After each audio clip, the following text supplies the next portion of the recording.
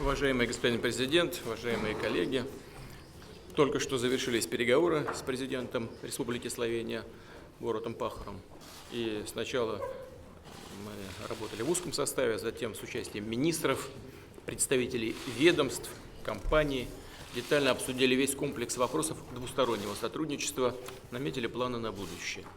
Также обменялись мнениями по актуальным европейским, да и в целом по международным проблемам. Словения является важным, надежным партнером России в Европе. Мы приветствуем настрой руководства республики на поддержание регулярного политического диалога. Разделяем заинтересованность в поступательном развитии межгосударственных отношений.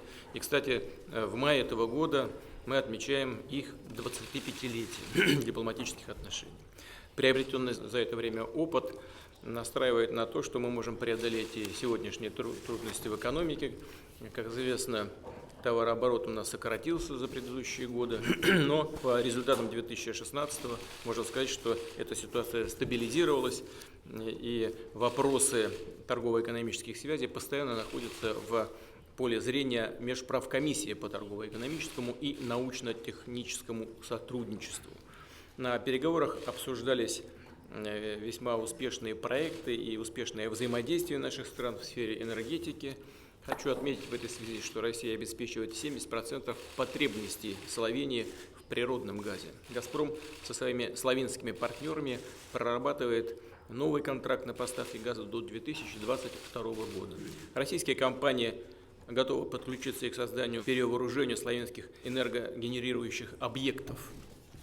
Ввод в строй этих мощностей позволил бы не только повысить объемы выработки электричества для словенской столицы, но и перевести электроснабжение с угля на экологически чистый природный газ, что, безусловно, очень благотворно сказалось бы на экологической ситуации. Укрепляется сотрудничество в сфере транспортной инфраструктуры, прорабатываются варианты участия российской компании РЖД в модернизации железнодорожной сети Словении.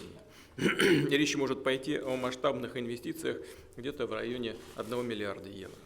Славянские компании традиционно широко представлены в российской фармацевтической промышленности и агропромышленном секторе.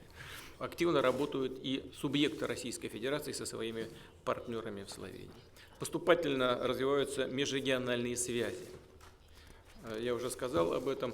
Примерно 70 субъектов Российской Федерации поддерживают связь со своими партнерами. Продолжается работа по совершенствованию договорно-правовой базы. Только что подписанные соглашения, свидетелями чего вы явились, надеюсь, создадут новые возможности для развития сотрудничества в самых различных областях. Обсудили вопросы расширения сотрудничества и в гуманитарной сфере. На предстоящие 2 года намечена насыщенная программа перекрестных сезонов культуры России и Словении. Также планируется проведение во второй половине 2017 года Дней Любляны в Москве. Мы высоко ценим бережное и уважительное отношение в Словении к нашей общей истории, заботу о российских воинских захоронениях. Напомню, что в июле 2016 года мы вместе с господином Пахором открыли в Любляне памятник всем российским и советским воинам, павшим на территории Словении в годы 2 мировых войн. Я проинформировал господина президента о последнем развитии событий и обострении ситуации на юго-востоке Украины, подчеркнув безальтернативность исполнения Минских соглашений как основы для разрешения конфликта. Обсудили состояние отношений России с Евросоюзом. Надеюсь, что постепенно они будут восстанавливаться. И в заключение хотел бы выразить признательность словенскому руководству и лично господину Пахору за обстоятельный конструктивный диалог. Уверен, наша сегодняшняя встреча послужит дальнейшему поступательному развитию двухсторонних отношений. Господин президент, уважаемые господа, с президентом Путиным мы в течение последних 8 лет встречались 5 раз. И в одно время как премьер-министры, в 2 раза, в последний раз это уже президенты наших стран. В течение всего этого времени мы всегда разговаривали искренне, открыто, и ничего не претерпело изменений. И даже когда немного ухудшились отношения между ЕС, НАТО с одной стороны и Российской Федерацией с другой стороны, между нами осталось все по-старому.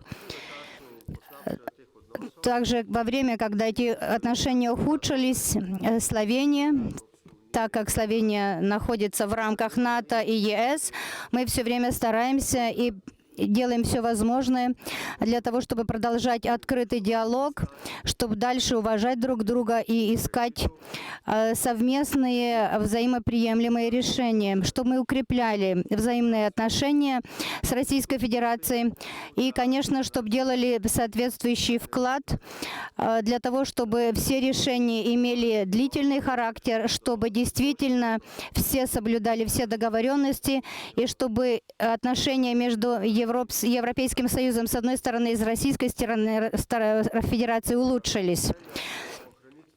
Желание сохранить хорошие отношения, об этом характеризует также приглашение, которое я направил господину Путину в конце июля, то есть я ему это озвучил, когда мы отмечали 100-летний юбилей русской часовни у нас на перевале Варшич. Сегодня с президентом Путиным мы в два раза превысили время, которое было нам отведено для переговоров. Мы обменялись мнениями, рассказали друг другу о своих точках зрения.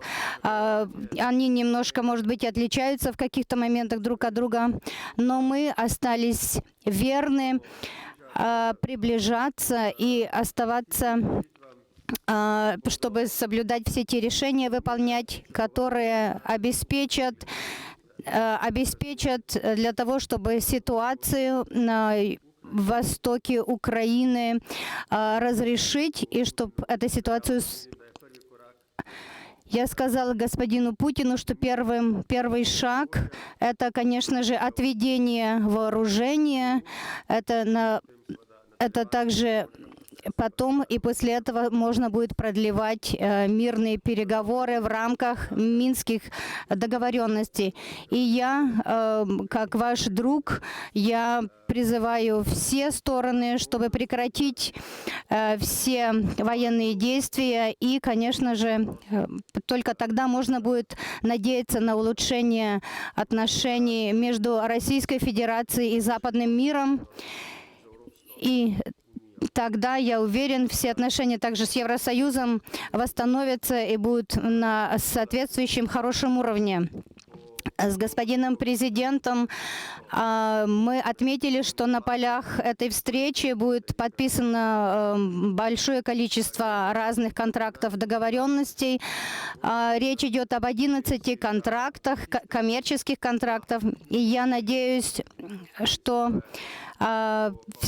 все остальные контракты, которые планируются в будущем, если они не успели завершить все переговоры до вчерашнего дня, что и в дальнейшем это удастся. Я надеюсь, что это также поможет увеличить товарообъем между нашими странами. Уважаемые господа, завтра мы завершаем официальный визит в Российской Федерации. Завтра мы посетим Санкт-Петербург, прекрасный город Российской Федерации. Там мы будем подписывать соглашение между национальной нашей галереей и музеем Эрмитаж об отличном сотрудничестве между нашими странами, нашими народами. И с президентом Путиным у нас есть все основания для того, чтобы в будущем наши двусторонние отношения между нашими странами были замечательными. Мы смотрим в будущее с оптимизмом, и мы желаем, что действительно мы будем вместе прилагать все усилия для того, чтобы общая ситуация, все взаимные отношения восстановились между Российской Федерацией и западным миром, и также с нашей помощью. Спасибо большое.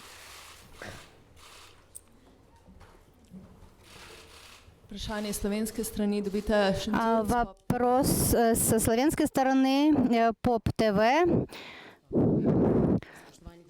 Уважаемый господин президент Путин, А может быть, вы сегодня также получили официальное предложение встретиться с вашим коллегом американским Трампом и именно в Словении. Как вы считаете, Словения является хорошим местом для такой совместной встречи? И дальше, когда вы будете встречаться с Трампом и как вы видите все дальнейшие действия? Российско-американские отношения за предыдущие лет 5 особенно сильно деградировали. И, конечно, они нуждаются в восстановлении в интересах как российского, так и американского народов. Мы слышали то, как к этому относится избранный президент, вступивший в свою должность, господин Трамп. Мы всегда это приветствовали и рассчитываем на то, что эти отношения будут восстанавливаться в полном объеме и по всем направлениям. Но это зависит не только от нас, это зависит от американской стороны. Мы исходим из того, что американская сторона должна сформировать окончательно свою команду, должна определиться с тем, и кто, по каким направлениям будет вести диалог с нами.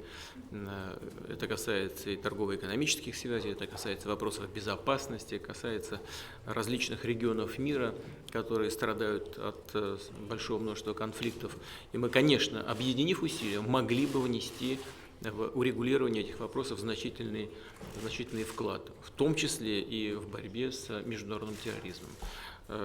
Что касается Любляны, Словении в целом, конечно, это замечательное место для того, чтобы вести диалоги подобного рода. Но это зависит не только от нас, это зависит от целого ряда обстоятельств, текущих дел.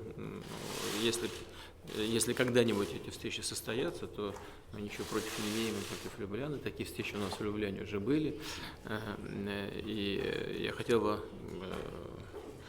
поблагодарить уже заранее, если такая возможность будет, господин президент об этом говорил, хотел бы поблагодарить за готовность Словении организовать такую встречу. Повторю, это зависит не только от нас, но мы, разумеется, к ней готовы. И, пожалуйста, от российских журналистов вопрос РИА Новости. Мария Глебова.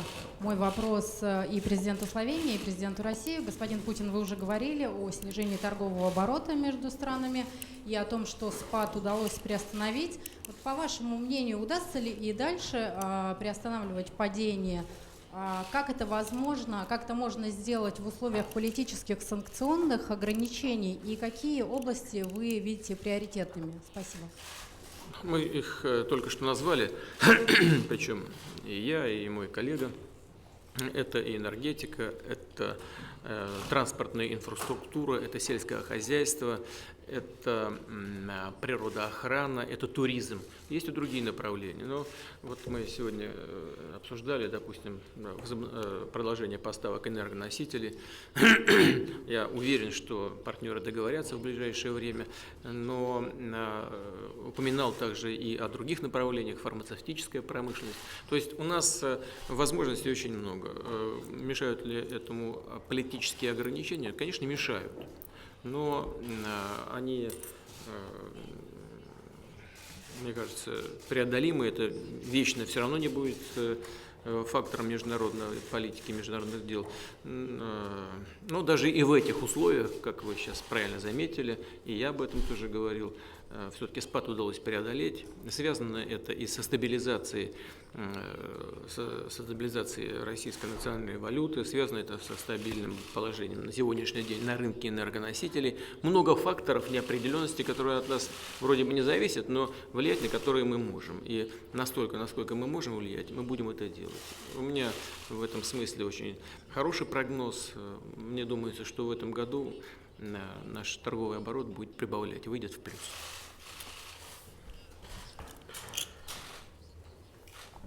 Kot predsednika vlad sva se s predsednikom Putinom sestala leta 2009 tukaj v Moskvi in leto kasneje v Ljubljani.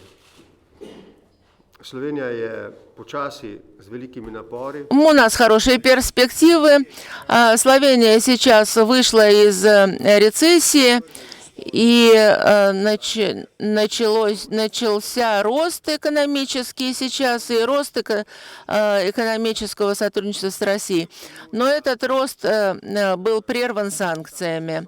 Несмотря на то, что санкции сохраняются, и несмотря на то, что период ухудшения отношений между Европейским Союзом и Россией имеет место быть, настолько, насколько это допустимо, Словения с российской стороной на деловом уровне сотрудничает, насколько это возможно.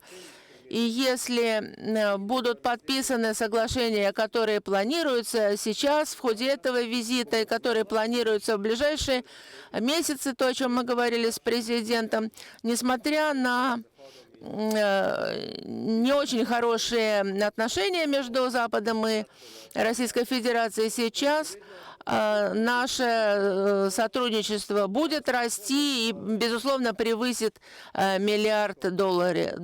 Это свидетельство этому и наши переговоры, и эта пресс-конференция. Это действует не только для славянской, но и для российской экономики, о том, что разрешение кризиса на Украине будут восстановлены нормальные условия для сотрудничества между Евросоюзом и Российской Федерацией, и это снимет все ограничения для дальнейшего наращивания экономического сотрудничества. Именно поэтому мы говорим, что нужно создавать эти условия. Понятно, что для каждой стороны это представляет определенные проблемы, но дружественные страны, они должны стараться и найти решения, которые были бы в интерес у нас всех. Спасибо большое.